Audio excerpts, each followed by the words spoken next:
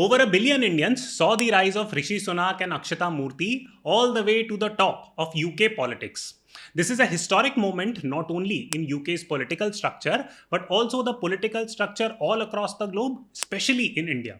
Why is that the case? Because a person of a different skin tone who has significant relationships to India has gone on to become the UK's Prime Minister for the first time in history. Now, many people in India are saying that, you know what, Rishi Sunak is richer than the Queen. He is an elite. He has gone on to study at big private schools. He has graduated from Stanford, whatnot. And also, he is not even an Indian. So why should we care? So on this video, I'm going to help you understand three critical points.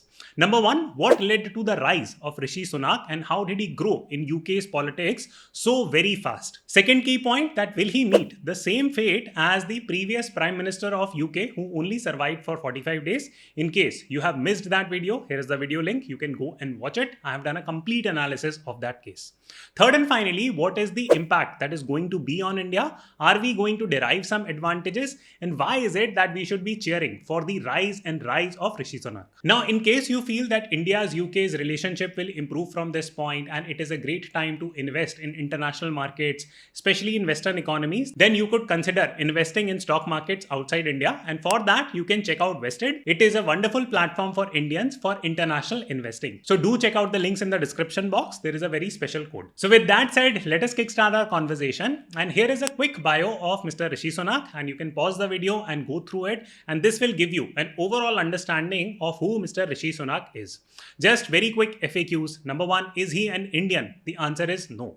In fact, his parents are also not Indian. They immigrated to the UK from Africa, and Mr. Rishi Sunak was actually born in UK. So second question, what is Rishi Sunak's connection to India? Well, his wife Akshata Murthy, who is the daughter of Mr. Narayan Murthy and Sudha Murthy ji, she is married to Rishi Sunak and they both met at Stanford. Now, just to very quickly explain you the role of Akshata Murthy going forward, she is going to be the wife of Prime Minister of UK. And Akshata Murthy has a definite connection to India. She was born in Hubli and she has spent extensive amount of time in India. So I understand many of you would have a natural question that, hey, why are we celebrating the rise of Rishi Sunak? What difference does it make? He is not an Indian, etc., etc. Well, here is a story of hope. When Indians see someone like them, who looks like them, who celebrates similar festivals to them, it gives them a sense of inspiration. Second, he has a very strong family tie to India. So we are all very hopeful that India and UK's ties are going to improve because of this pre-existing connection. Now, third and final question that is frequently asked about Mr. Rishi Sunak is that, you know what, he's extremely rich. So has he made his money fairly and how did he become so rich? Now, I cannot open up the entire history box, but here are a few quick points that you should know. Number one, he worked at Goldman Sachs as an investment banker. So a lot of money. He started his own hedge fund. Lot of money again. He married Akshata Murthy, who has a legitimate stake in Infosys because her dad started that company. So a lot of money is made through that channel. So it looks legitimate that whatever money he has made it cleanly. So now comes the natural question that what led to the rise of Rishi Sunak and how did he rise to the top of UK's politics so very quickly? So here is a very quick summary as to how UK's politics operate. So up until 1830, the British monarch used to tell who the Prime Minister would be, and they used to dismiss them also and they used to appoint them also. But then UK migrated towards a more democratic form of government called as the Westminster system. In fact, some of our political structures have been adopted via that. So under this system, basically there are different parties in the UK that fight something called as general elections. We also have general elections, which is called as Lok Sabha elections. It is going to happen in 2024 again in India and in 2025 in Great Britain or UK. So under this political system, there are two major parties in Britain. One is called as the Labour Party and the second is called as Conservative Party. In India, we have BJP and Congress. In UK, we have Labour Party and Conservative Party. So in 2019, the general UK elections were held and someone called as Boris Johnson, who represented the Conservative Party in the UK, he ended up winning that election and he was elected the Prime Minister. But unfortunately, his tenure was short-lived. Why? Because there were a series of scandals that took place by his ministers under his reign. In fact, he himself was involved in a scandal called as the Partygate scandal. He partied too much. That is what was the narrative going on in the UK. And as a result, he had had to resign. So the situation was that the Conservative Party had won the election in 2019, but he had to resign. Now, while Boris Johnson was in tenure, he appointed Rishi Sunak as his Chief of Treasury, which is equivalent to a finance minister post,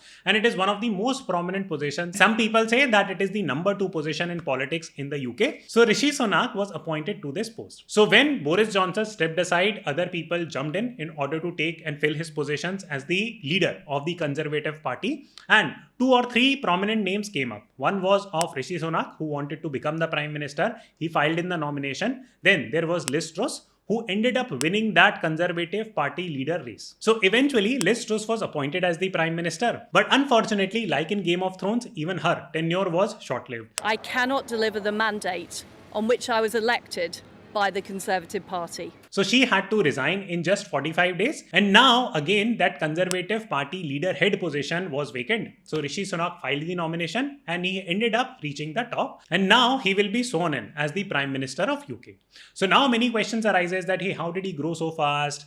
Was it the money, etc., etc.? Well, there was a series of different things. It's very difficult for anyone to unravel the exact story. But yes, money did play a significant part in that entire game. One could argue that Rishi Sunak had been preparing for this role all his life. He has excellent pedigree, he has excellent connections, and he has the money. These are 3 things that form the golden triangle when it comes to Western politics. So he had all these things going for him. And because of those combined factors, he became the Prime Minister of UK. So now comes the second question, that is he going to meet the exact same fate as Liz Truss met? For this, you need to understand the difference in economic policies that Liz Truss proposed and what Rishi Sunak has been proposing.